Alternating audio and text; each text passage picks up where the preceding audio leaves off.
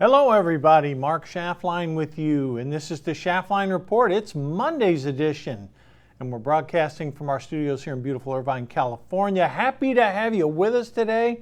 Hope everybody had a great weekend. A lot of crazy college and pro football games. We'll talk about that a little bit later in the show. A lot of crazy stuff going on in politics too. You know, you can tell we're getting closer to the election because the Democrats, they get whacked out the closer you get. And let me tell you something, this thing is looking insane the wrong way for the Democratic Party. All right, let's get into it and I'll tell you what's really going on here. All right, Biden's approval rating in 7 key swing states, get this folks, he's minus 15 points, meaning he's 15 points upside down in the 7 key swing states that are going to effectively decide the Senate. No wonder he's upside down. Every time the man opens his mouth, the White House is constantly walking back his statements, again, as he often appears confused. Folks, it's not just Republicans and independents criticizing him now. It's Democrats too. They can see it. The American people are not stupid. And when you look and see the man, again, I hate saying this because he's our president, but his cognitive abilities are coming into question. And people are looking at him and saying, this isn't working.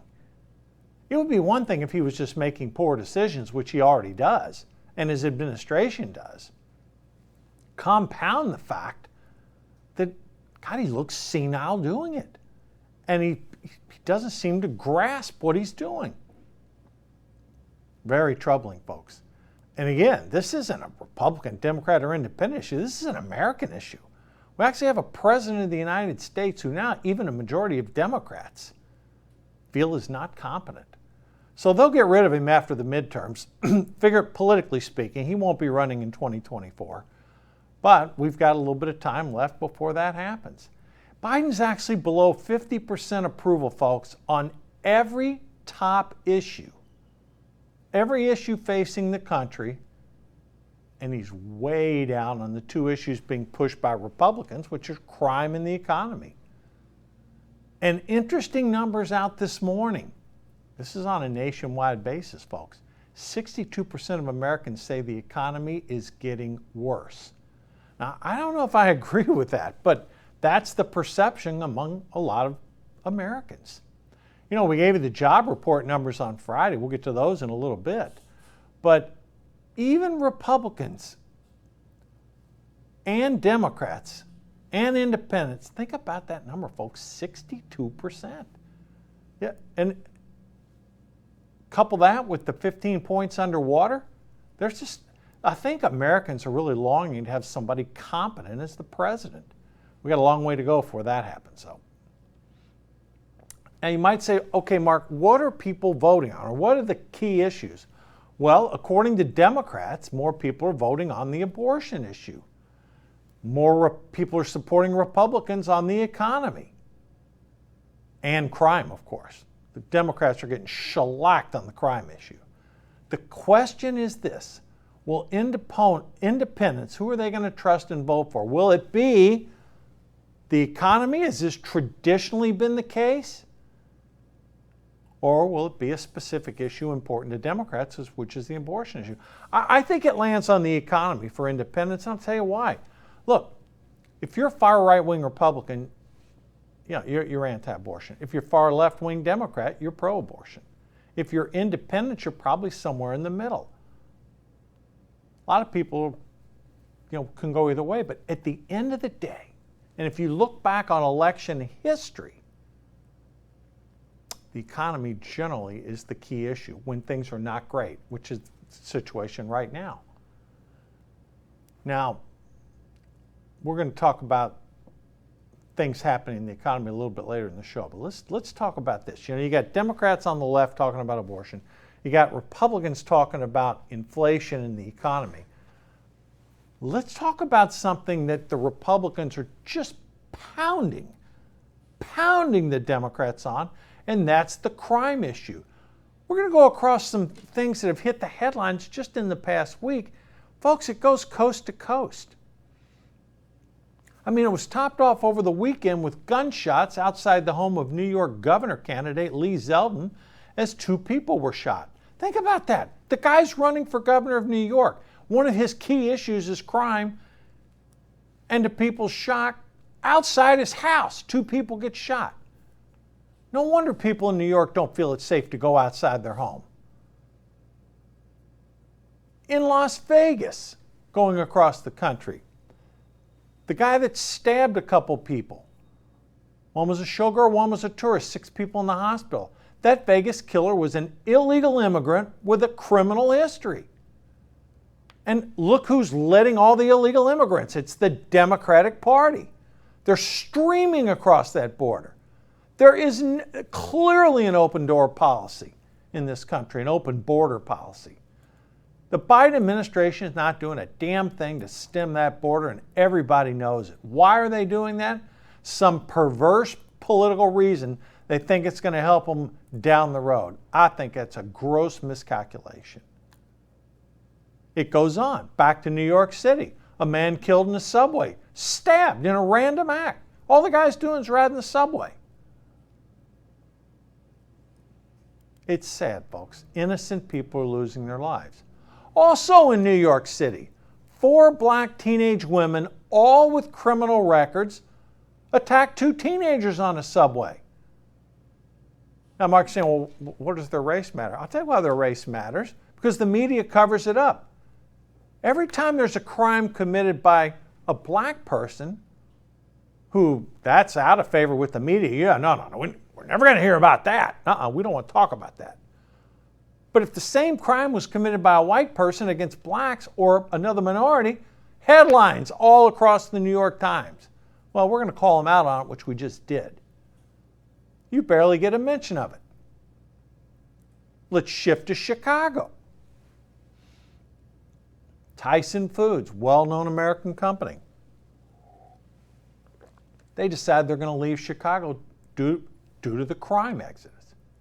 The exodus continues of U.S. companies leaving Chicago. Why are they leaving? They can't take the crime anymore. Citadel Capital, Ken Griffith's company, they moved to Florida. Why? He said, I can't take my people getting hurt and killed. The risk is too great. People are getting mugged. Just a bad situation. Think about this, folks.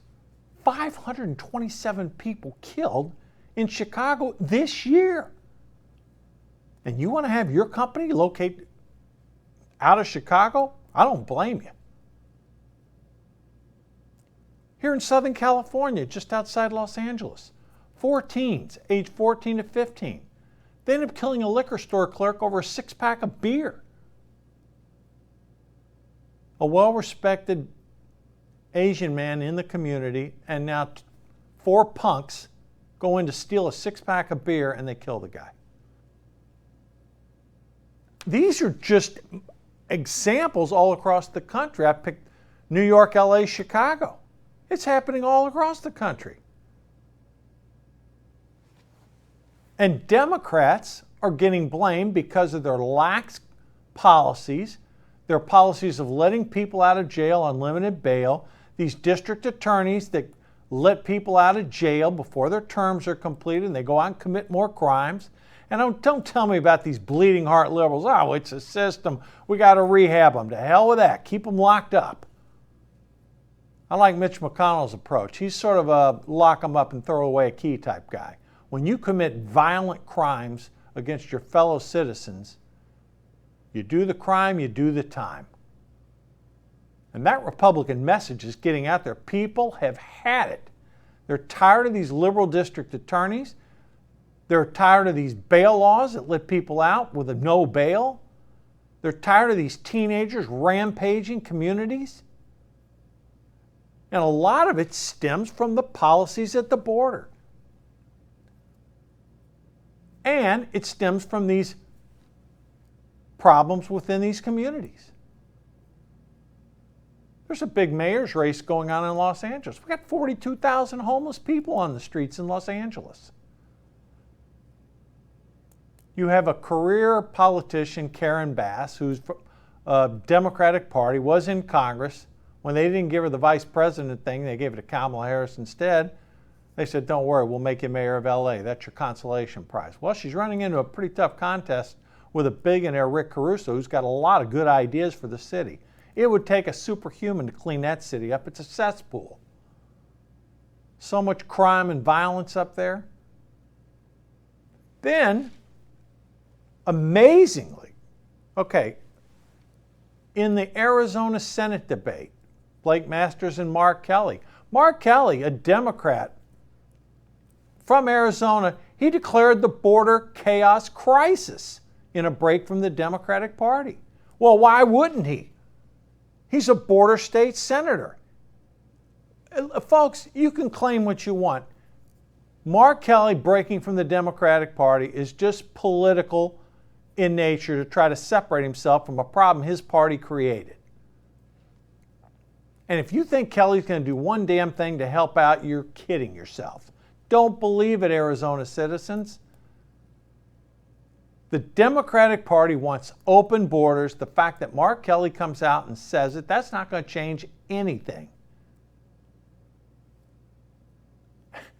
And it's comical, folks. New York City Mayor Eric Adams, here's a guy, get a load of this. He's declared a state of emergency. Oh, you might say, Mark, over what? 17,000 migrants in the city. 17,000! And he's declaring a state of emergency? Hey, Mr. Mayor, why don't you talk to people at the White House and explain to them there's 200,000 people a month pouring across this border? And the Biden administration does nothing. Zero. There's so much fentanyl coming across that border, it's killing, excuse me, killing young Americans. Insane what's happening there. The Biden administration does nothing.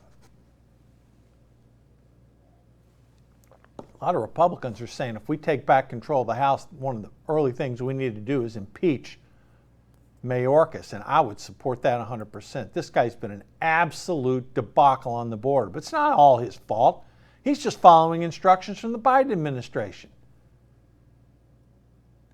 So, again, 200,000 people a month crossing that border, and yet in New York City, 17,000 migrants in that city. Oh, it's a state of emergency. Well, you know what? If you close the border, built the wall, like Trump was trying to do, and stop people from coming in, be a different story. But that's not what the Democrats are doing.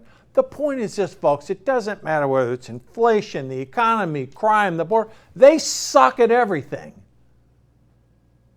It's a gross misuse of public policy, and the Democratic Party at the polls needs to be punished in this election.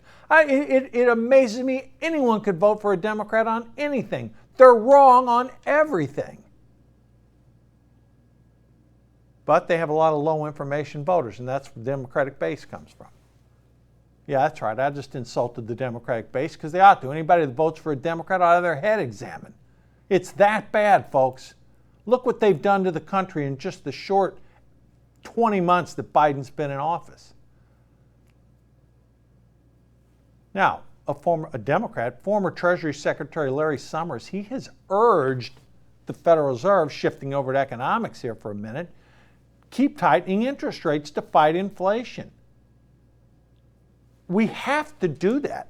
You know, I watch the business channels, Bloomberg, CNBC, Fox Business, etc. And I tell you folks, if you don't like hearing about the Federal Reserve, you can't even watch CNBC anymore. It's like all Federal Reserve all day long, everybody. It's all they talk about. What's the Fed doing? What's this doing? It's like the Federal Reserve is a human being. Every single thing on that, it's almost unwatchable anymore. It's not a whole lot different on Bloomberg and Fox Business. But again, I'm just talking about Larry Summers. He's a former treasurer. He's been right about a lot of things. He said we need to raise these interest rates to fight inflation. And he said the Biden administration has to abandon its hostility towards oil companies. It's just shocking. They're hostile towards U.S. domestic oil companies, and yet they want to import oil from people that do not exactly have our backs. And you've got this rift with Saudi Arabia. Now they're talking about doing something with Venezuela. I mean, this is ass backwards. But the Federal Reserve, is on track to raise interest rates at its next meeting by 75 basis points. The goal is to get the Fed funds rate by year end somewhere in the 3.25 to 3.5 range. But you know what? Inflation, last report, was running at 8. Now it may come down into the 7s on this next report. We'll know this coming Friday. But again, folks, the terminal rate, the Fed funds rate is still below the target inflation rates. And you know what? This is despite, look, a lot of people are saying the U.S. economy sucks. I don't think it sucks that bad. The economy added 263,000 jobs in September. The unemployment rate dipped to 3.5%. What did the markets do? Sold off about 1,000 points since then. The S&P 500 down 200. Look, stocks, again, they're down again today. They're pushing new lows year to date. All that matters, it seems, is doesn't matter what a company does, doesn't matter what their cash flow is. The only thing that seems to matter to this manic market is which way the Federal Reserve is dealing with interest rates. As long as the Fed's raising them, stocks are going down. The U.S. dollar is strengthening because why not? The Fed's going to raise interest rates. Money goes where it's treated best. You can go into the marketplace right now and put your money into 2-year government notes, get 4.35% virtually risk-free. So, a lot of Americans are feeling this pain. Despite about 263,000 jobs are created, people who have jobs, again, their wages aren't keeping up with inflation. And yet rents continue to go up. There's not a lot the Fed can do about food prices. Inflation continues unabated. So, you get all these commentators, oh my God, the Fed, they keep raising rates, the economy's going to go into a recession. Well, adding 263,000 jobs and 3.5% unemployment is not a recessionary number. Yeah, it may hurt some of the Wall Street financiers. I get it. But, the Fed was slow to the gate, okay? I'll use a horse racing analogy. The Fed didn't really get out of it. When they opened the gate, the Fed didn't exactly break. So they kept rates too low for too long. What did it do? It was the seeds for inflation, the housing bubble that's taking place. Oh, housing prices. Folks, you're going to see more declines in there. We're just at the beginning of that. Whereas back January, February, March, sellers, they controlled it. Not anymore. It's clearly a buyer's market right now. And if you don't do what the buyer wants, you're not selling your property. Period. Stop. End of story. So you got all these economic problems out there. But we are continuing to add jobs. Unemployment rate's low. Labor costs are high.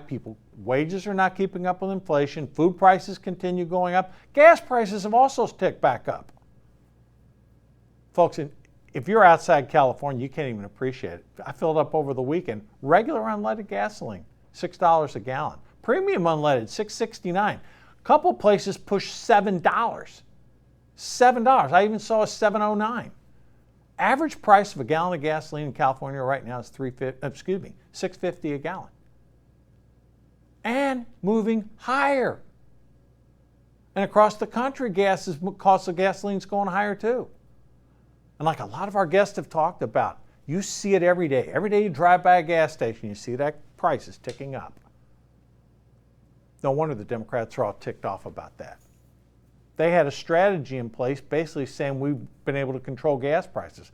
You and I both know the only reason that happened is because of lockdowns in China, and they were releasing 1 million barrels a day from the Strategic Petroleum Reserve, which Biden's going to continue to try to do. Last I looked, price of a barrel of oil is still above $90 a barrel.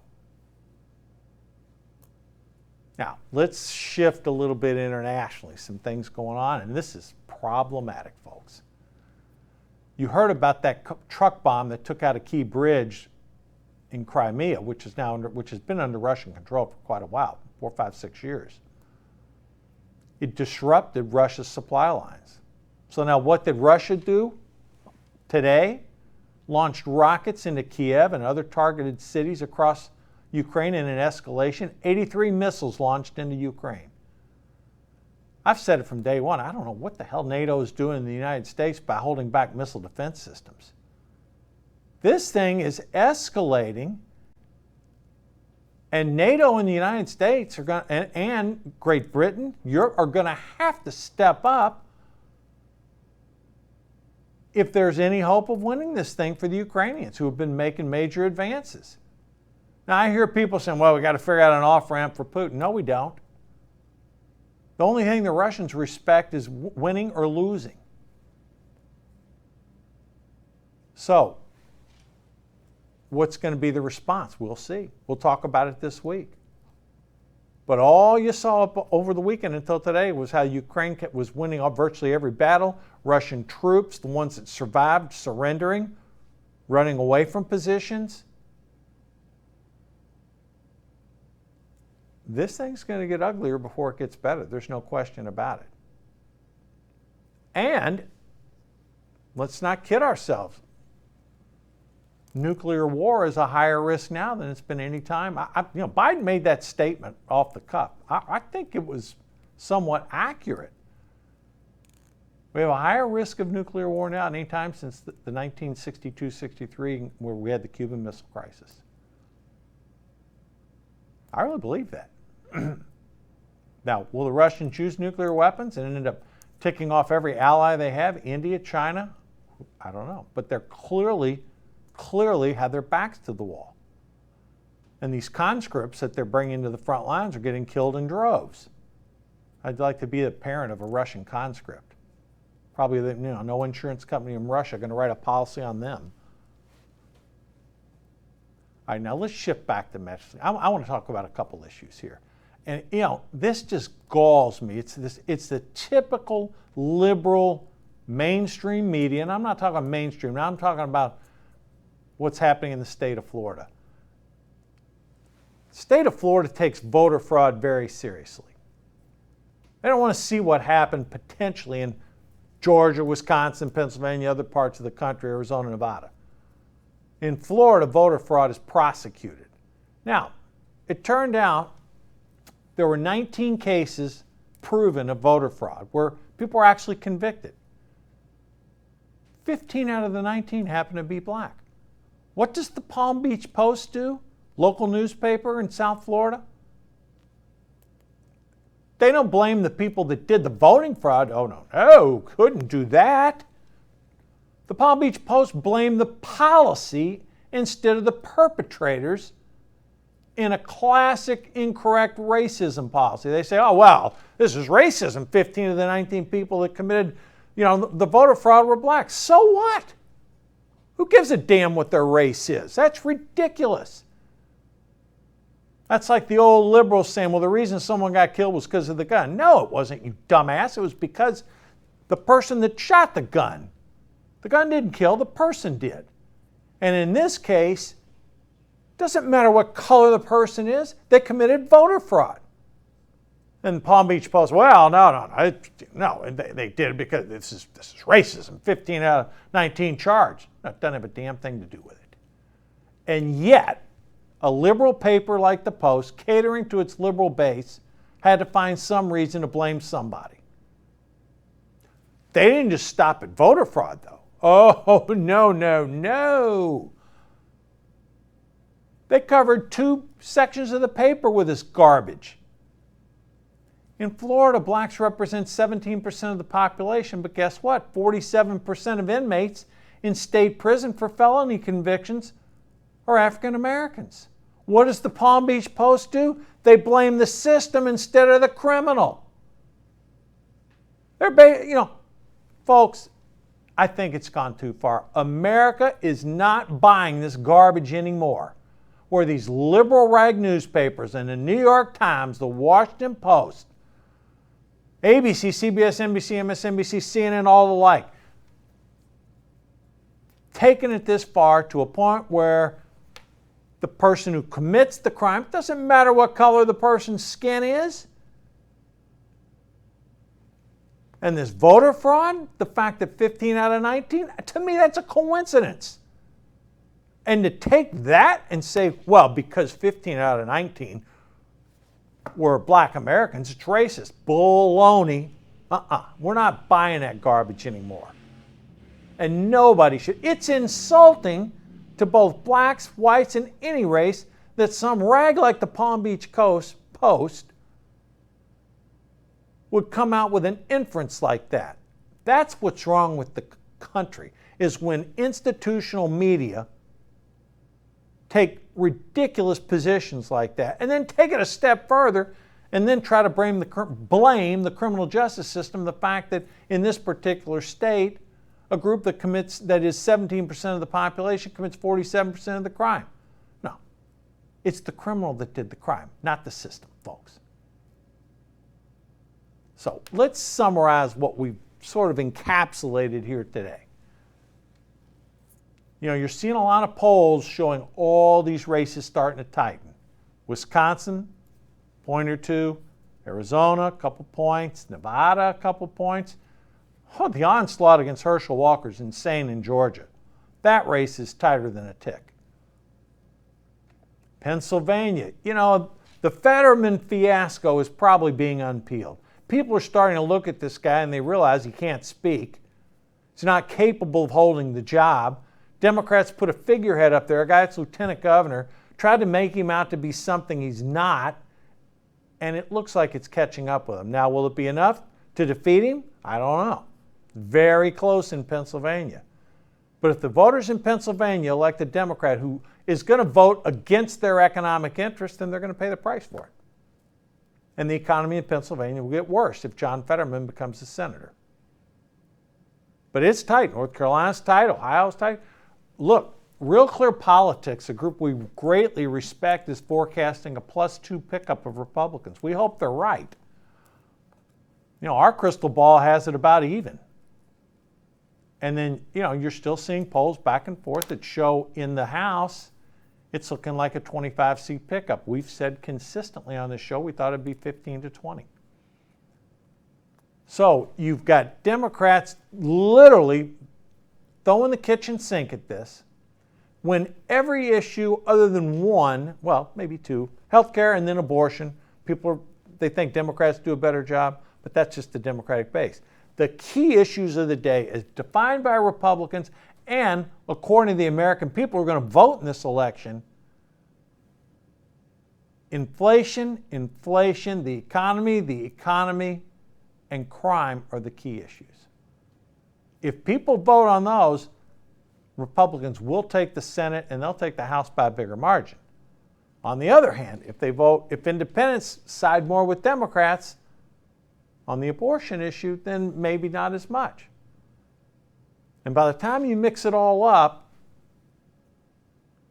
even the most hardened liberal Democrat right now is staring at a loss. Maybe not in the Senate, but clearly in the House. So, again, we're going to focus on all that. But folks, a lot of tough stuff happening. Internationally, the Russians escalating. The Koreans are out there firing weapons across Japan. Heck, even in Iran right now. You know, there's major protests all over the country. 185 people killed. You don't hear much about it, do you? That's because news is tough coming out of Iran. But people are really up in arms over these regimes in Iran because of killing these young girls. Well, people went out to protest, and probably 100 times as many got killed protesting over the 2 women that got killed. And that's how it normally happens when a regime's getting ready to be overthrown. A lot of death, a lot of destruction. Ultimately, the rulers flee. We don't know if that's going to happen in Iran.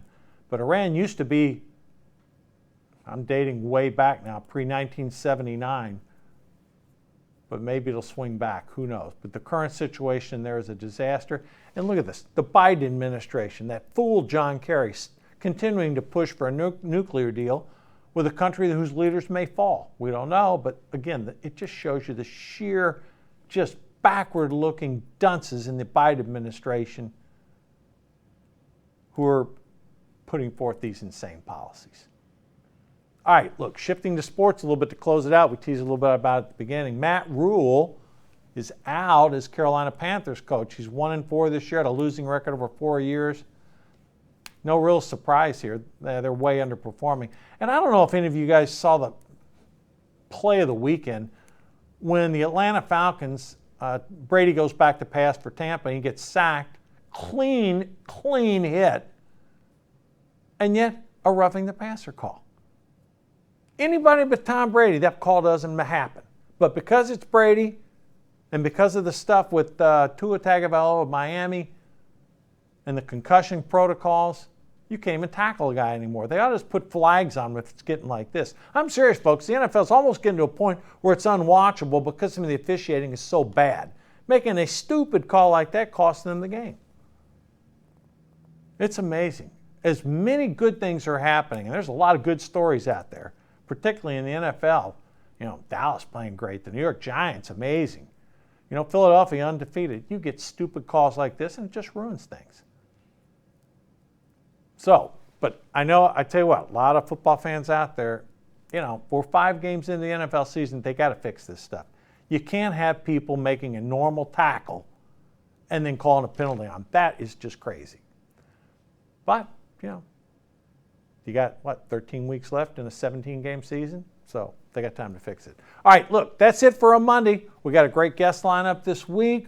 We'll be back tomorrow. And as always, folks, we cut through the propaganda so you can see what's really happening in the country. Thanks for viewing today.